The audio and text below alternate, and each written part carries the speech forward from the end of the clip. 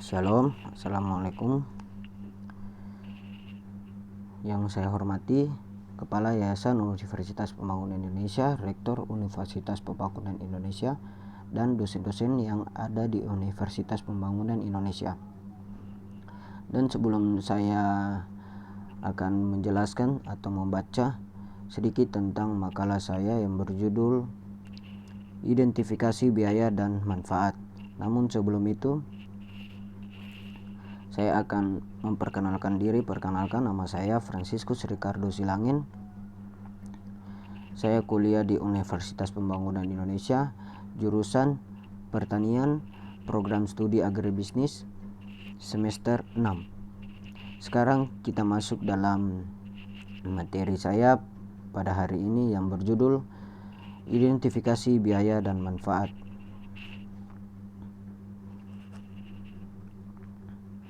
Makalah identifikasi biaya dan manfaat disusun untuk memenuhi tugas atau soal ujian UAS dalam kurung ujian akhir semester. Makalah mata kuliah studi kelayakan bisnis.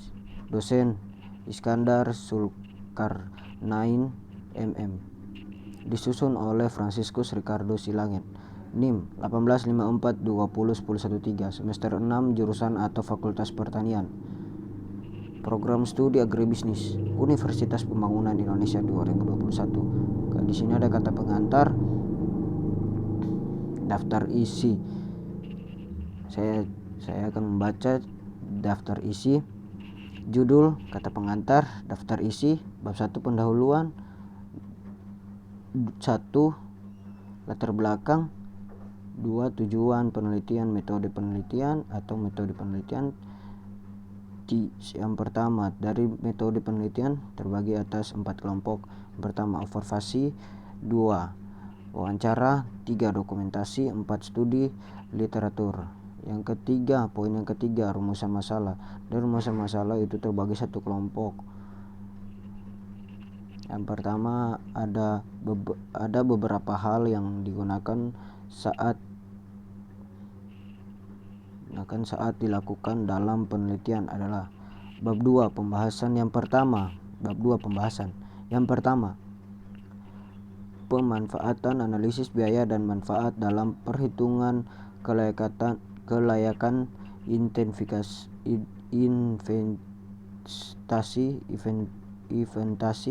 teknologi informasi. Dari pemanfaatan analisis biaya dan manfaat dalam perhitungan dan kelayakan investasi teknologi informasi terbagi menjadi 1 kelompok. Yang pertama, hasil penelitian dan pembahasan. Dari hasil penelitian dan pembahasan terbagi menjadi 1 kelompok. Yang pertama, identifikasi biaya. Dari identifikasi biaya terbagi menjadi 4 bagian. Yang pertama, production cost. Yang kedua, startup cost. Yang ketiga, product cost, project cost, D ongoing cost. Poin yang kedua, identifikasi biaya.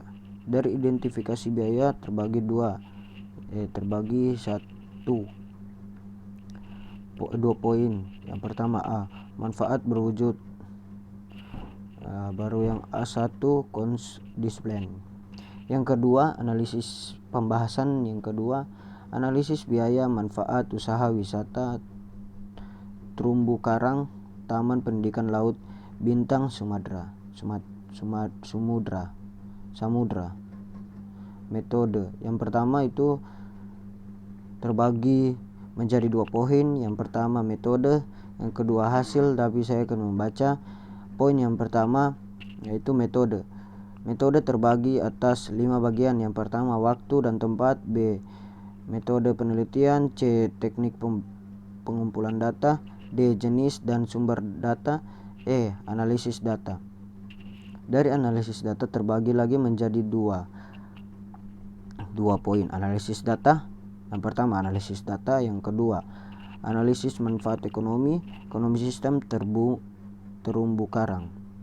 Yang kedua, poin yang kedua, hasil. Dari hasil terbagi menjadi lagi 3 bagian. Yang pertama biaya, yang kedua manfaat usaha wisata terumbu karang TPLBS, yang ketiga rasio manfaat dan biaya. Pembahasan yang ketiga, modul ekonomi publik dan analisis biaya dan manfaat. Dari modul ekonomi publik dan analisis biaya dan manfaat terbagi menjadi 4 bagian. Dari 4 bagian memiliki poin-poin yang penting. Yang pertama, identifikasi manfaat dan biaya.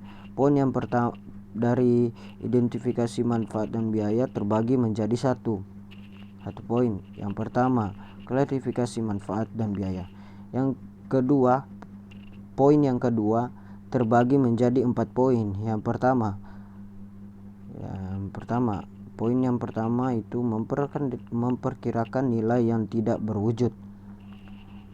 Poin yang kedua, nilai kesehatan. Poin yang ketiga, nilai kehidupan, biaya perjalanan, kontingen valuation. Poin yang ketiga itu konsep analisis manfaat dan biaya. Dari konsep analisis manfaat dan biaya terbagi atas 2 kelompok, 2 poin. Konsumen future value. Kedua, konsumen present value. Dalam yang pertama, nilai uang dan yang akan datang. Baru yang kedua, nilai uang sekarang. Yang keempat, analisis. Yang keempat, metode analisis manfaat dan biaya. Dari metode analisis manfaat dan biaya terbagi lagi menjadi 3 kelompok, 3 poin yang sangat penting. Metode NPW, yang kedua metode IRR, yang ketiga metode perbandingan manfaat dan biaya. Yang keempat, analisis manfaat dan biaya Rusunawa Jemudo di Sidarjo terbagi atas 2 poin. Yang pertama, identifikasi variabel penelitian. B, teknik analisis data. Dari teknik analisis data terbagi 2 poin. Yang pertama, manfaat. Dari manfaat terbagi 3 poin. Bobot. Yang pertama, bobot total, prioritas. Yang kedua, penelitian manfaat. Yang ketiga, hasil analisa manfaat. Dari berikut 2 poin yang kedua, analisis biaya. Yang pertama, bobot total, prioritas. Kedua, penilaian biaya. Ketiga, hasil analisis biaya. 4, analisis manfaat biaya. Kita masuk pembahasan yang kelima, manfaat dan biaya dalam penyelenggaraan pendidikan e-learning di perguruan tinggi. Yang pertama, terbagi atas 3 kelompok, 3 poin. Yang pertama, tinjauan teoritis. Yang kedua, metode penelitian. Yang ketiga, identifikasi potensi manfaat proyek. Dari 3 poin yang penting ini terbagi atas poin-poin lagi yang ada di dalamnya. Yang pertama, tujuan teoritis. Yang pertama, e-learning. Yang kedua, tangible benefit. Yang ketiga, integrable benefit. Yang keempat, BRC. Yang kedua, metode penelitian. Yang pertama, objek penelitian, tahapan penelitian. Yang ketiga, alat pengumpulan data. Poin yang ketiga, identifikasi potensi manfaat proyek. Yang pertama, asumsi yang digunakan. Kedua, perhitungan manfaat. Ketiga, perhitungan analisis biaya manfaat. Bab 3 penutup, kesimpulan, saran, dan daftar pustaka. Terima kasih kalau sudah mendengarkan dan memahami makalah saya. atas bantuan dari saya mengucapkan terima kasih lagi atas bantuan dari orang-orang